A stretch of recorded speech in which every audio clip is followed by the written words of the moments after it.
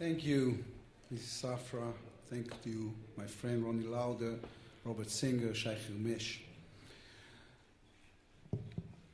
2 weeks ago, I was standing in the Hungarian Parliament House. It's a beautiful neo-Gothic palace, a bit eclectic. And I went into the speaking stand and I told them a story about a moment. It is my family's moment, it's my moment, it's my founding moment, even though it happened almost 20 years before I was born, in February 1945. In February 1945, my father was 13 years old, and he was living with my grandma in a basement in the Budapest ghetto. At that stage, they were living mostly off the meat of dead horses they found on the streets. And the Russians were already approaching Budapest, so the Germans, along with the Hungarian fascists, start taking out the Jews in death convoys. And most of them were led to the Danube River that was frozen that year. And they were ordered to dig holes into the ice, and then they shot them into the water. And the Danube was red in 1945. And one very early Monday morning, the Germans had surrounded my father's block, and they took out all the Jews, approximately 600 people, and they led them into the Danube River. And they were walking down the streets of Budapest that was empty because of the Russian bombers. And from high windows, they were looked upon by people who knew that they were sentenced to death. And at a certain point, a Russian plane has lowered over this sad convoy.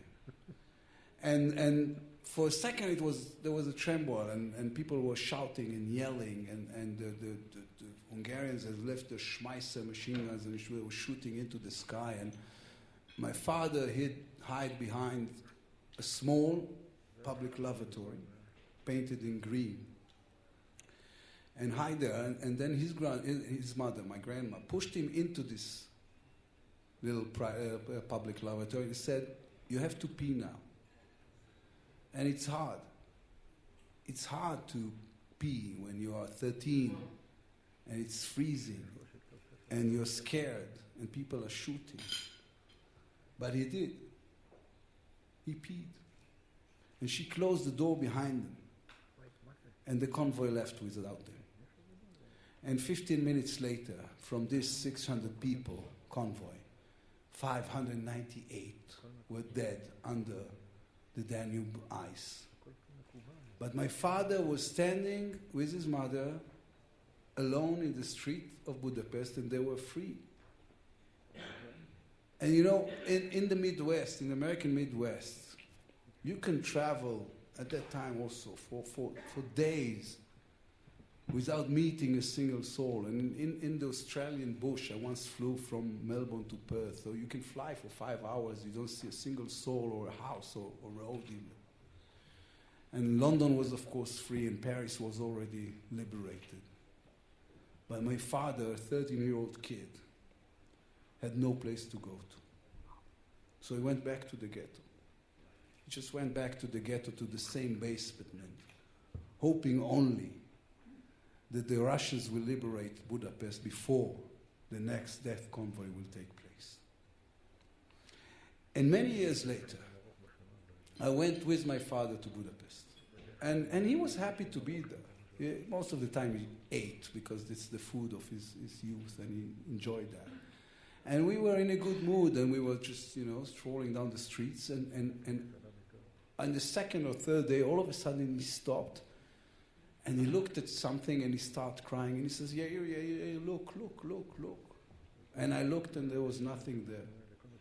Just an empty street. And he said, no, you look. And I was scared is a big word. I was stunned. I mean, he was this big, jolly guy, and all of a sudden he's crying in the middle of the street. He says, look, and I'm looking, and there's nothing there. It's an empty street, and the only thing I can see is a small public lavatory, painted in green, that is still there. I went there 2 weeks ago. It's painted in gray now, but it's still there. And when he got his senses back, he told me, this is it. This is the place I was saved in. This is the place you were actually born at. This is the place my Zionism was born at. Because here I realized I have to have a place to go to. And we were standing there, two grown men, stroking the green wall of this little public lavatory. And we were crying. And the Hungarians on the street were skirting us carefully because they were sure we were nuts. But we were not nuts. We were just a statistical error.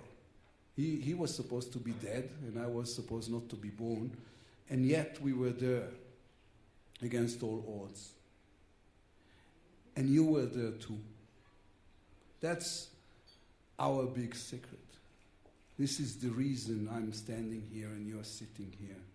Because the split between us, the division between us, is just an historical accident.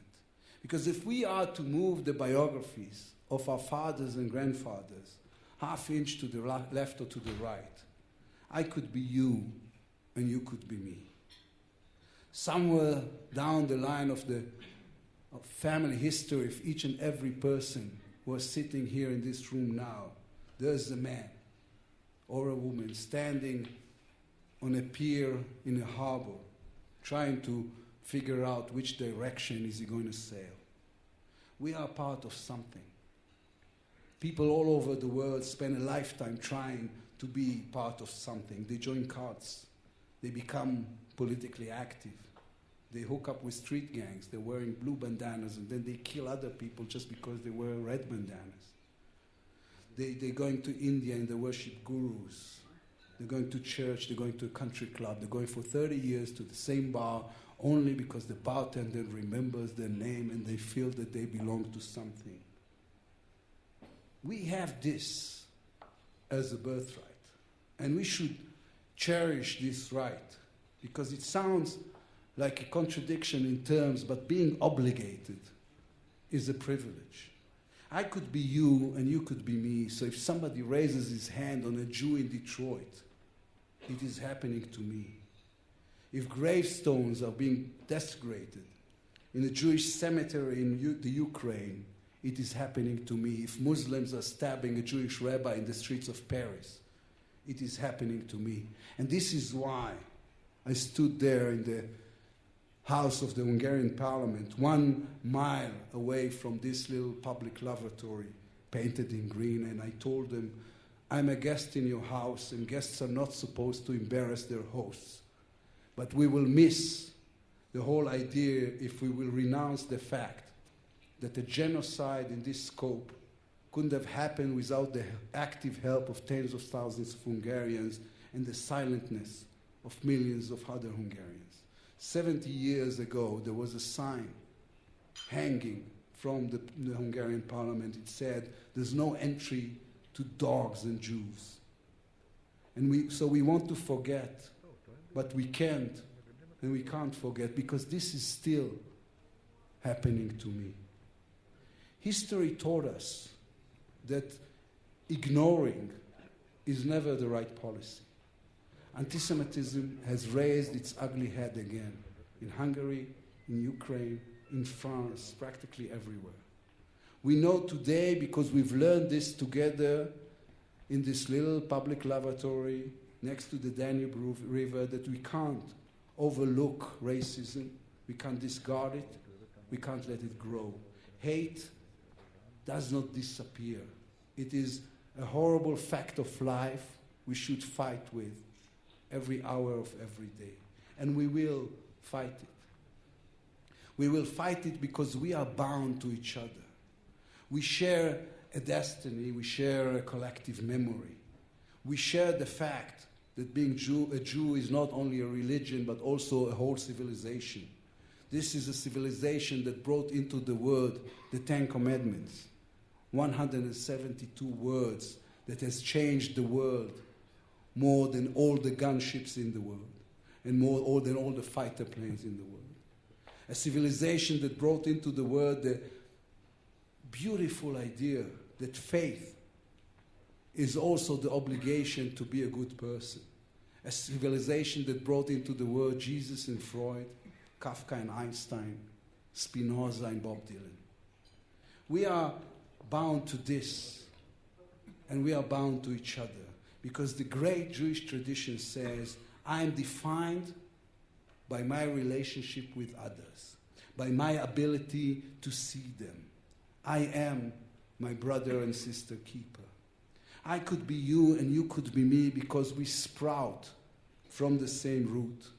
And it is, by the way, a very honorable one. Many years ago in 19th century England, an Irish parliament member has yelled at Benjamin Disraeli, King Victoria's Jewish prime minister, "You bloody Jew." And Disraeli's response was, when the forefathers of the honorable member from Dublin were running cruel and naked in the forests, my forefathers were priests in King Solomon's palace. So priests in King Solomon's city, I thank you for being here and I thank you for having me. Please. Thank you.